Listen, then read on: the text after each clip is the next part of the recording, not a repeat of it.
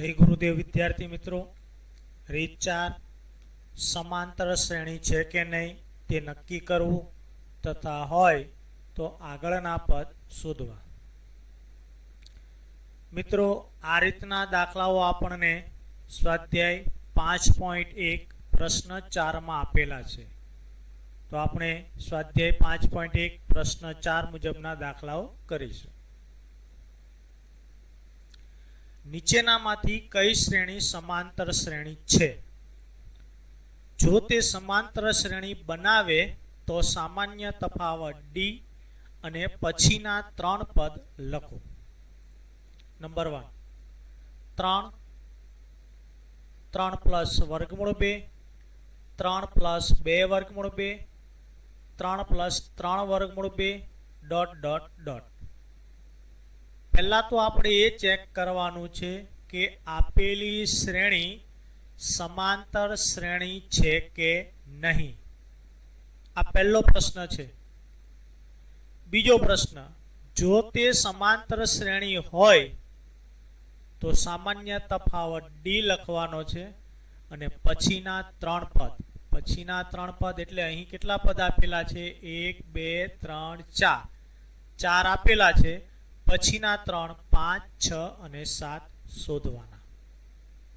ચાલો મિત્રો, તો સમાંતર શ્રેણી છે કે નહીં તે નક્કી કરવા માટે આપણને ખ્યાલ જ છે, આગળ શીખી ગયા છે, દરેક બે ક્રમિક પદ વચ્ચેનો તફાવત સમાન હોવો જોઈએ।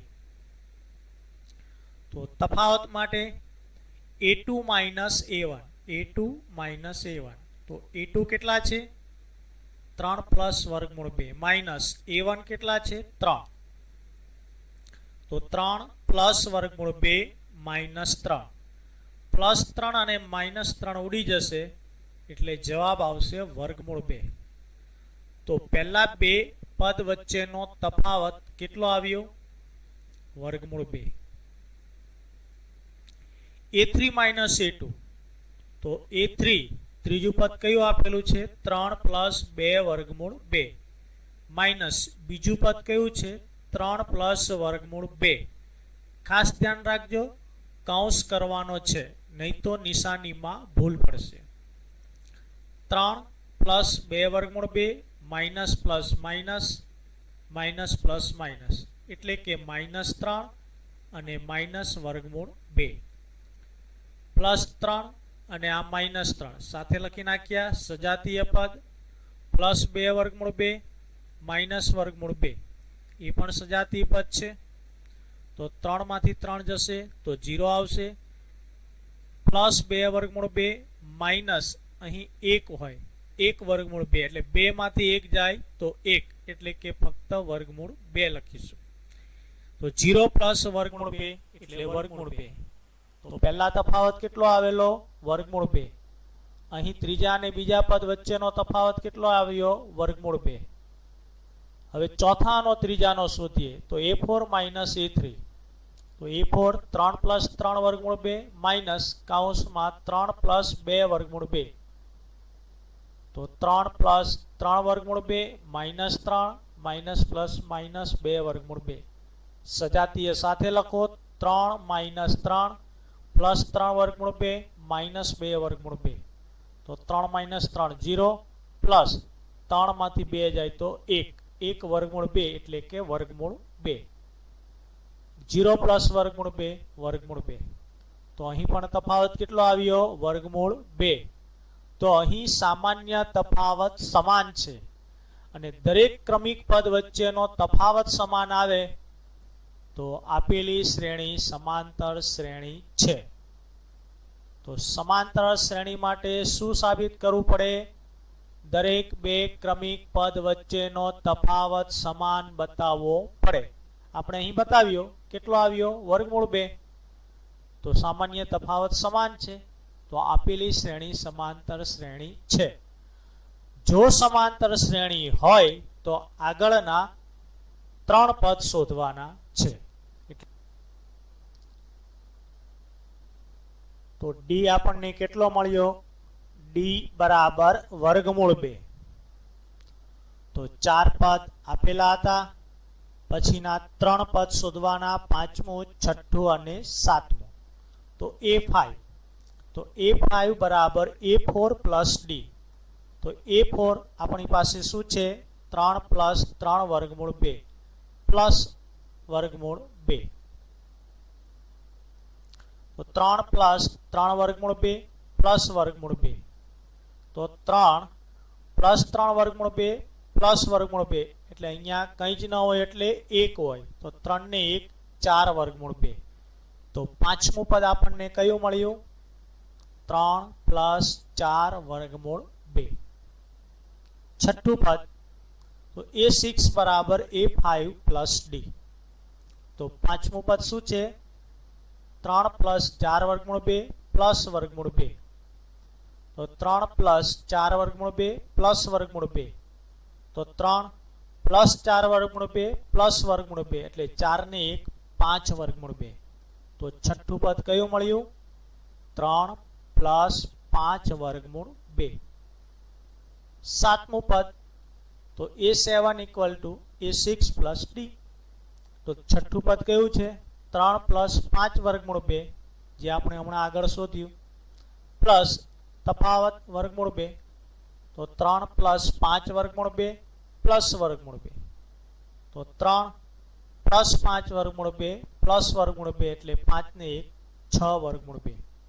તો આ રીતના 5, 6 અને 7 આ ત્રણ પદ આપણે શોધ્યા. નેક્સ્ટ નંબર 2, વર્ગમૂળ 2, વર્ગમૂળ 8, વર્ગમૂળ 18, વર્ગમૂળ 32. તો સમાંતર શ્રેણી છે કે નહીં તે તપાસવા માટે તફાવત કેવો આવવો જોઈએ? સમાન આવવો જોઈએ.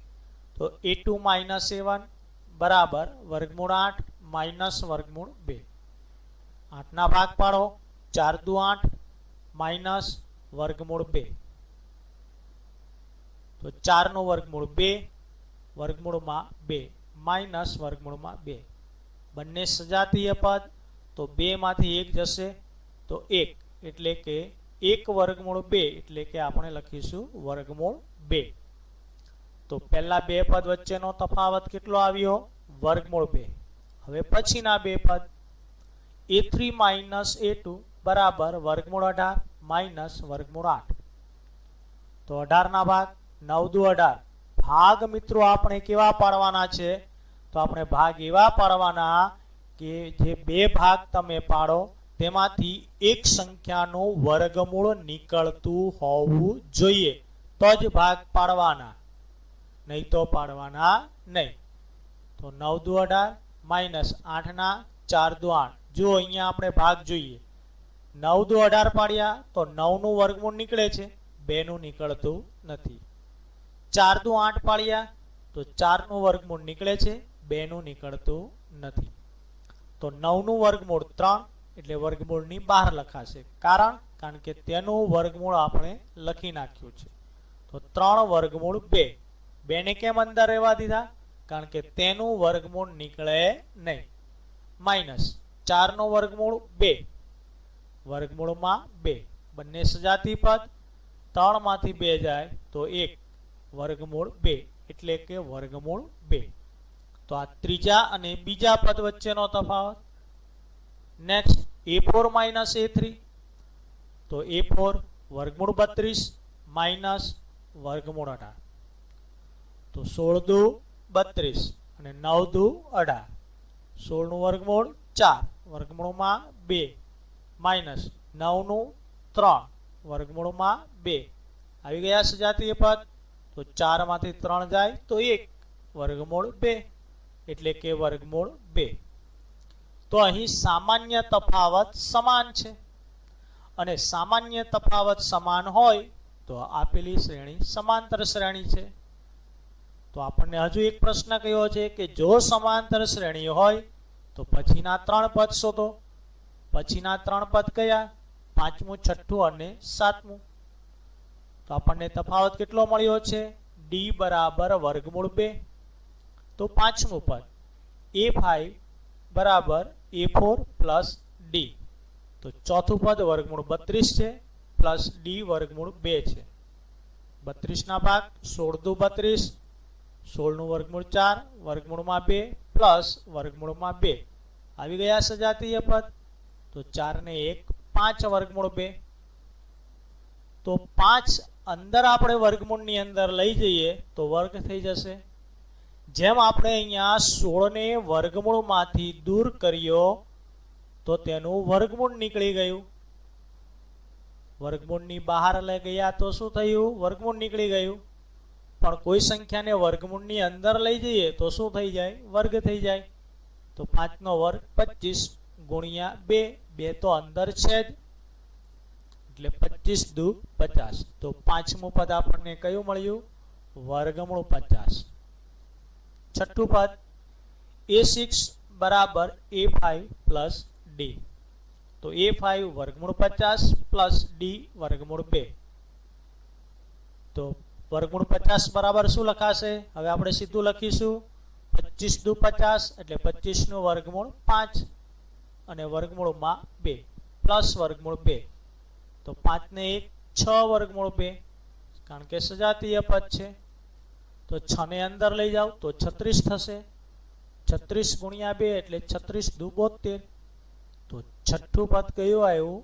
વર્ગમૂળ 72. સાતમું પદ a7 બરાબર a6 પ્લસ d. તો છઠ્ઠું પદ કયું છે? વર્ગમૂળ 72 પ્લસ d કેટલો છે? વર્ગમૂળ 2. તો 36 દુ 72, 36 નું વર્ગમૂળ 6, વર્ગમૂળમાં 2 પ્લસ વર્ગમૂળમાં 2 સજાતીય પદ. તો 6 ને 1 7 વર્ગમૂળ 2, 7 અંદર જશે તો વર્ગમૂળની અંદર 49 ગુણ્યા 2. તો 49 દુ 98 એટલે કે સાતમું પદ કયું મળ્યું આપણને? વર્ગમૂળ 98. તો આ રીતના આપણે આ દાખલાઓ ગણી શકીએ. એકદમ સહેલા દાખલાઓ છે. નંબર 3, 1 નો વર્ગ, 3 નો વર્ગ, 5 નો વર્ગ, 7 નો વર્ગ. તો પહેલા આપણે ચેક શું કરવાનું છે? સમાંતર શ્રેણી છે કે નહીં. તો a2 માઇનસ a1. તો a2 3 નો વર્ગ માઇનસ a1 1 નો વર્ગ. 3 નો વર્ગ 9 માઇનસ 1 નો વર્ગ 1. 9 માંથી 1 જાય તો 8. તો પહેલા બે પદો વચ્ચેનો તફાવત કેટલો આવ્યો? 8. પછીના બે a3 માઇનસ a2 બરાબર a3 5 નો વર્ગ માઇનસ a2 3 નો વર્ગ. 5 નો વર્ગ 25 માઇનસ 3 નો વર્ગ 9. 25 માંથી 9 જાય તો 16. મિત્રો હમણાં આગળના બે પદ એટલે કે a2 માઇનસ a1 અને a3 માઇનસ a2 બંનેનો તફાવત અલગ અલગ આવ્યો. તો તફાવત અલગ અલગ આવે તો સમાંતર શ્રેણી નથી. તો અહીં સામાન્ય તફાવત સમાન નથી અને સામાન્ય તફાવત સમાન ન હોય તો આપેલી શ્રેણી સમાંતર શ્રેણી નથી. અને જો સમાંતર શ્રેણી ન હોય તો આગળના 3 પદ શોધવાના આવશે નહીં. તો એકદમ સહેલા દાખલાઓ છે. હોમવર્કની અંદર આપણે દાખલાઓ મૂકેલા છે તો બરાબર વ્યવસ્થિત ગણવાના છે.